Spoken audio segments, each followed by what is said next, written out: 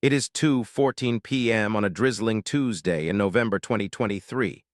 Deep in the Owl Mountains of Poland, the silence of the forest is shattered by the grinding screech of a heavy industrial drill. A team of geophysicists watches a monitor inside a cramped tent, their breath visible in the damp autumn air. On the screen, the jagged lines of ground-penetrating radar suddenly flatten into a distinctive, artificial smooth line. They have hit something solid, not rock, not soil, concrete. The discovery was made by a private historical recovery group, funded by anonymous donors interested in the unfinished subterranean cities of the Third Reich. They were scanning Sector WW2, a known Nazi construction site, but they were looking in a sector marked as unstable on geological maps. According to local folklore, this specific ridge was where a convoy of trucks vanished during the final days of the war. For 70 years, the earth had swallowed the evidence. But now the drill bit punches through a 30-centimeter reinforced cap and drops into a void. They lower a fiber-optic camera into the borehole. The feed flickers, stabilizes, and then reveals an image that stops the heart of every man in the tent. It is not a collapsed tunnel. It is a pristine, watertight archival room. In the center of the frame, sitting on a rot-resistant teak table, is a leather satchel stamped with the double lightning insignia of the SS, and beside it, a sealed lead canister roughly the size of a human torso. This was the resting place of Oberfuhrer Friedrich Weber, a high-ranking engineer responsible for the logistics of the Wunderwaffe, the wonder weapons Hitler believed would turn the tide of the war. History tells us Weber died in the bombing of Dresden. His death certificate was signed, his pension paid to his widow, but the object on the screen tells a different story. The satchel is clean, the room is ordered, and the lead canister suggests that Weber didn't just hide himself, he hid something radioactive, or perhaps something far worse. As the camera pans to the corner of the room, a shadow looms. It is a preservation tank, glass-fronted, containing something suspended in amber fluid. This wasn't just a bunker. It was a time capsule designed to outlast the collapse of a civilization. Why was it sealed from the inside? And why, after nearly 8 decades, are the seals on the canister still perfectly intact? If you want to see how this dark story unfolds and what was hidden inside that tank, hit the like button right now. To understand the magnitude of this discovery, we must first understand the man who engineered it. Friedrich Weber was not a soldier in the traditional sense. Born in 1902 in Munich, he was a quiet, unassuming civil engineer who specialized in subterranean reinforcement and ventilation systems. By the age of 40, he had developed a reputation for silence and efficiency. He was a man who looked at a mountain and saw a fortress. Colleagues described him as aggressively ordinary, a man who wore gray suits, ate the same lunch every day, and spoke only when necessary. However, behind this facade of bureaucratic banality lay a mind capable of organizing industrial-scale horror. By 1943, the tide of World War II had turned irrevocably against Nazi Germany. The catastrophic defeat at Stalingrad and the relentless Allied bombing campaigns forced the German High Command to rethink their strategy. The skies were no longer safe. Industry, research, and the development of superweapons had to go underground. Weber was drafted into the orbit of Hans Kammler, the ruthless SS general in charge of the Reich's most secret construction projects. Weber was tasked with the logistics of Project Riese, German for giant. This was an ambitious, almost maniacal plan to carve 7 massive underground complexes into the bedrock of the Owl Mountains in Lower Silesia. Thousands of prisoners were worked to death hollowing out kilometers of tunnels, ostensibly to build headquarters for Hitler and factories for advanced weaponry. But as 1944 bled into 1945, Weber began to notice discrepancies in the orders crossing his desk. He was a man of numbers, and the numbers did not add up. He was requisitioning electrical cabling capable of carrying voltages far higher than what was needed for standard munitions factories. He was ordering lead shielding in quantities that suggested a nuclear reactor, yet there was no reactor in the official blueprints. Even more disturbing were the shipments labeled Category III, arriving from the occupied territories. These were not machine parts or raw materials. They were crates guarded by specialized units who refused to let regular Wehrmacht soldiers near them. Weber observed that these crates were never logged in the central inventory. They bypassed the main depots and were taken to the deepest, most unstable sectors of the tunnel network, sectors that Weber himself had been ordered to seal. Off from the main grid. The war was collapsing. The Red Army was pushing from the east, their artillery audible in the distance like approaching thunder. Most officers were burning documents and securing civilian clothes for their escape. Weber, however, was doing the opposite. He was gathering. He began consolidating specific technical drawings, prototypes, and biological samples into a collection known only to a handful of conspirators.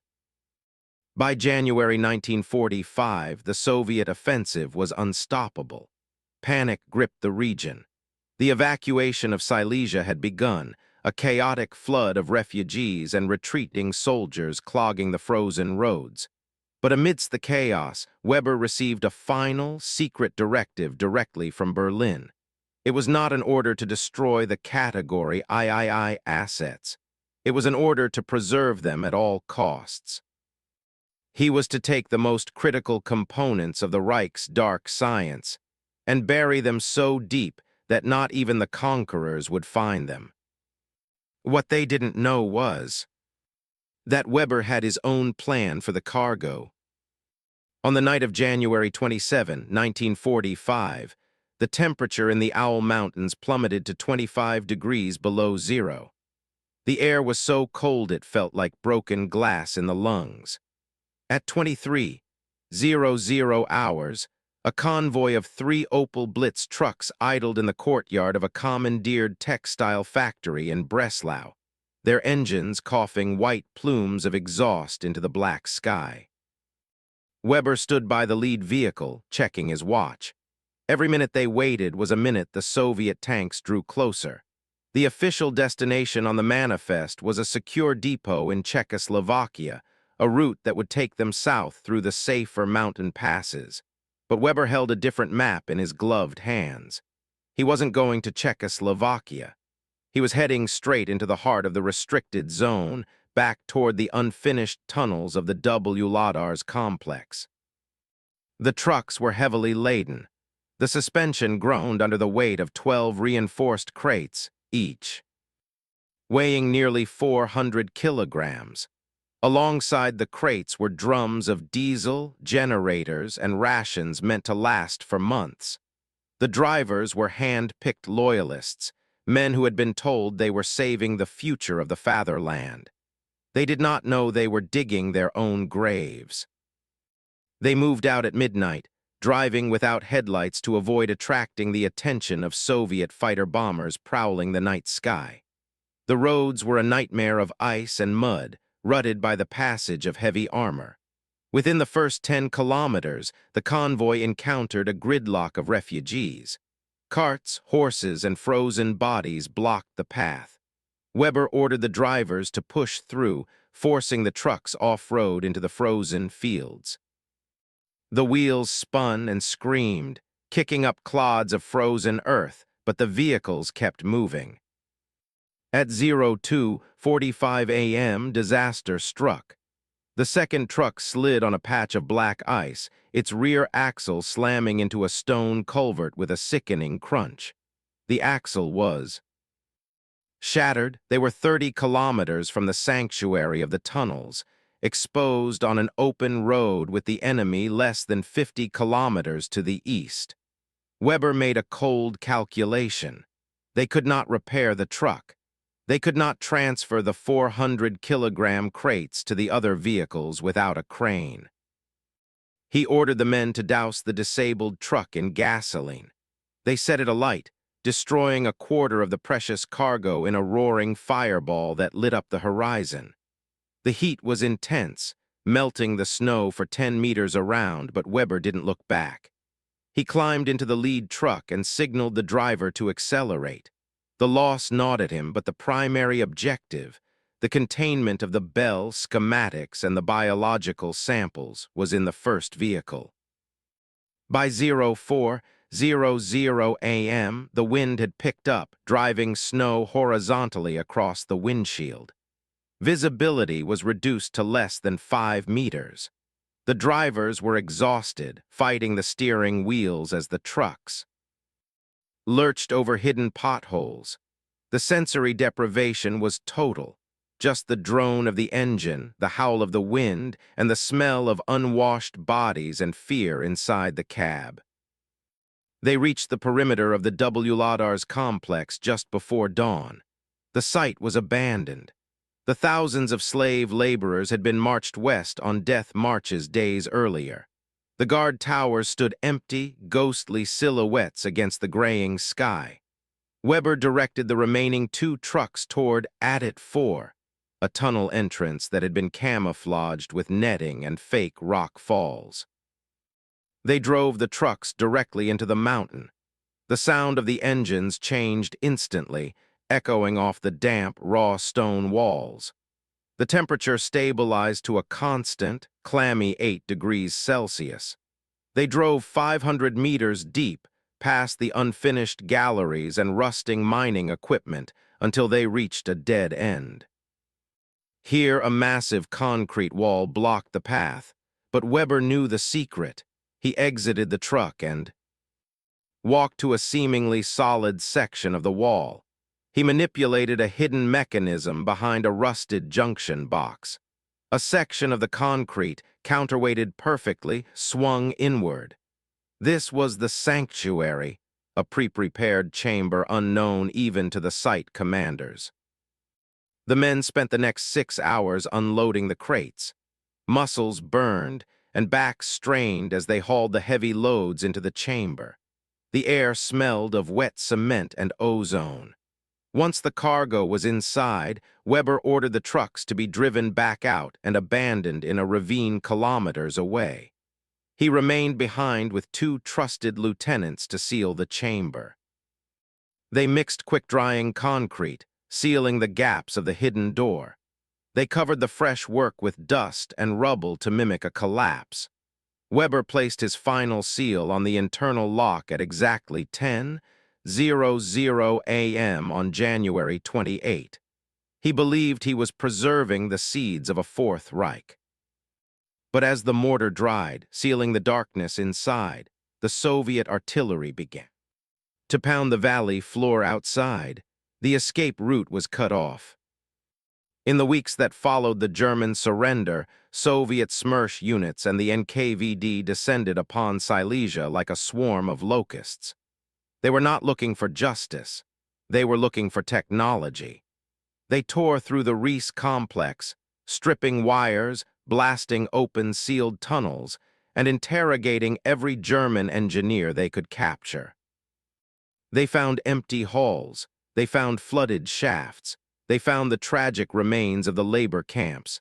But they did not find Weber's sanctuary. The camouflage had worked. The collapse at the end of Adit 4 looked just like 100 other collapses caused by Allied bombing or hasty demolition. The Soviets marked the sector as cleared and unstable and moved on. Friedrich Weber, however, did not vanish into the ether. He was captured by American forces near Munich 3 months later, posing as a low-level clerk. During his interrogation, he played the part of the ignorant bureaucrat. Perfectly, he claimed to have fled Silesia in early January, long before the final transport. He presented forged papers that placed him in a hospital in Dresden during the critical window. The Americans, overwhelmed by the sheer volume of prisoners, bought the lie. Weber was released in 1947 after a brief period of denazification. He moved to a small town in Westphalia, took a job as a structural consultant for post-war rebuilding, and lived a life of aggressive normalcy. He went to church.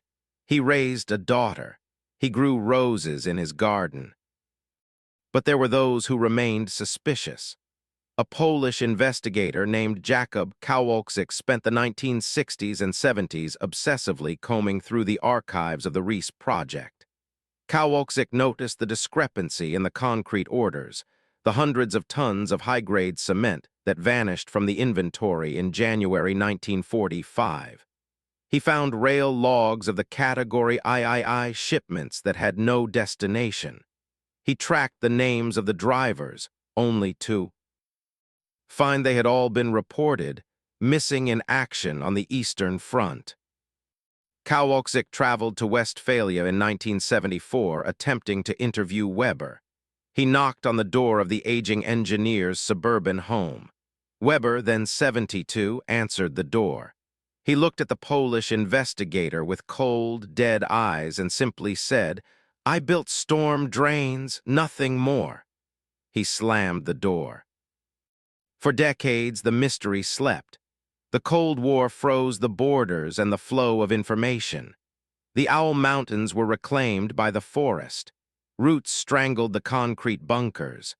Hikers walked over the ground where the trucks had driven, unaware that 30 meters beneath their boots, the sanctuary sat in total darkness, the air still and stale, the crates waiting.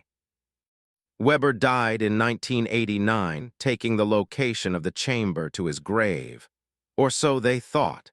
His death coincided with the fall of the Berlin Wall, and suddenly the archives in the East were open. A new generation of researchers began to connect. The dots Kowalczyk had left behind.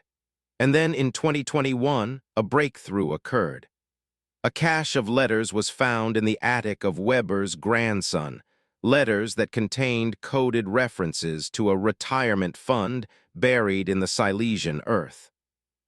Back in the present day, the drilling team has expanded the borehole.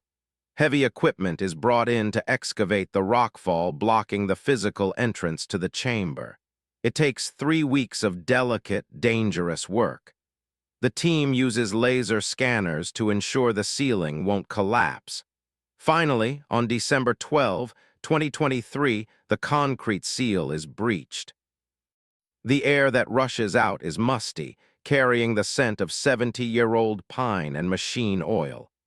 The team enters in hazmat suits, their headlamps cutting through the gloom. This is the moment of truth. The first layer of discovery is deceptively mundane. The outer section of the chamber is lined with metal shelving units. These shelves are stacked with thousands of files. As the conservators begin to examine them, they realize they are looking at the complete logistical records of the Riese complex, documents that were thought to be burned. They detail the slave labor, the costs, and the architectural plans for a Führer headquarters that would have rivaled the Wolf's Lair. This alone is a historic treasure trove, worth millions to historians. But as they move deeper into the room, past the wall of paperwork, they find the crates. There are 8 of them remaining. They pry open the first 3. Inside, nestled in straw and oilcloth, are not weapons, but art. Gold ceremonial goblets looted from Poland. Renaissance paintings stripped from their frames and rolled into tubes. A collection of amber panels that experts immediately identify as potentially being fragments of the legendary Amber Room. The monetary value is incalculable. However, the team leader pushes further. He is drawn to the back of the chamber where the lead canister and the preservation tank sit. This is the third layer. The one Weber was truly protecting. They set up a mobile lab to open the lead canister. The Geiger counters click erratically, not dangerously high, but enough to show the presence of isotopic residue. Inside the canister, they find blueprints. These are not standard engineering drawings. They are printed on vellum, stamped Top Secret Class A. They depict a bell-shaped device, Glocke, suspended in a rotating magnetic field. The math in the margins is complex, delving into physics that shouldn't have been understood in 1945. Equations relating to anti-gravity and zero-point energy. Alongside the blueprints is a film reel. When digitized later, it shows grainy, black-and-white footage of a test flight. A blurry, bell-shaped object lifts off a concrete hinge, hovering silently before the film cuts to static. It is the smoking gun of Nazi advanced propulsion research. But container number 8 held something that changed everything. It wasn't a crate, it was the glass-fronted preservation tank the camera had seen earlier. The fluid inside had clouded over the decades, turning a milky yellow. The team carefully drains the fluid, revealing the object suspended inside. It is a biological specimen, not a human but a primate, a chimpanzee. The chimpanzee is hooked up to electrodes that run directly into its skull. Surrounding the tank are logbooks detailing Project Chronos. The logs describe exposing living subjects to the field generated by the Bell device. The entries are chilling. They describe the subjects aging rapidly, their blood turning to gel, their internal structure crystallizing. The chimp in the tank wasn't just a test subject. It was evidence of the deadly side effects of the technology. Weber hadn't just hidden a flying machine. He had hidden the proof that the Nazis were experimenting with manipulating the fabric of time and space, and the biological cost of those experiments was absolute, horrific death. The discovery of the Weber sanctuary rewrites the end of World War II. For decades, mainstream historians dismissed the stories of Die Glocke and Nazi anti-gravity research as fantasy or conspiracy theory. They argued that Germany lacked the resources and the theoretical physics to pursue such goals. The blueprints found in the lead canister prove them wrong. The implications are staggering. This discovery confirms that the Nazis were far closer to a technological breakthrough than anyone dared to admit. The Bell wasn't just a weapon. It was a propulsion system that could have rendered Allied air superiority obsolete. If the war had lasted another 6 months, if Weber had been able to get these prototypes into mass production, the mushroom clouds over Hiroshima and Nagasaki might have been preceded by silent, bell-shaped craft descending over London or New York. This find also vindicates Jakob Kowalczyk and the dozens of other investigators who were ridiculed for chasing ghosts. They were right about the missing concrete. They were right about the energy consumption. They were right that the Riese complex was more than just a shelter. It was a massive underground particle accelerator and test facility. Furthermore, the documents in the first layer of the chamber reveal a wider network. They contain lists of safe houses in South America and the Middle East, along with bank account numbers in Switzerland that were used to funnel SS funds. This suggests that Weber was part of a coordinated effort to ensure that even if the Third Reich fell, its science and its capital would survive. This connects the dots to Operation Paperclip, the U.S. program that recruited Nazi scientists. It explains why the Americans might have let Weber go so easily in 1947. Perhaps they knew what he was, but couldn't find what he had hidden. The technology found in the chamber is currently under heavy guard by the Polish government and international observers. The debate has already begun. Should this technology be studied, or is it too dangerous, too tainted by its origins to ever be used? Amidst the terrifying technology and the stolen gold, the excavation team found one item that brought the human reality of this story into sharp focus. Tucked inside the cover of the main logbook was a small, hand-painted wooden horse, no bigger than a matchbox. Attached to it was a letter, written in Weber's neat, angular handwriting. It was addressed to his daughter, Helga, who was 5 years old in 1945. The letter is not the ranting of a fanatic. It is the goodbye of a father who knows he is likely to die or be imprisoned. "My dearest Helga," it reads, "the world is burning around us. I have done things to keep you safe that I cannot explain. I hope that one day when the smoke clears, you will live in a world where such things are not necessary. Keep this horse. It is the only thing of mine that is truly clean."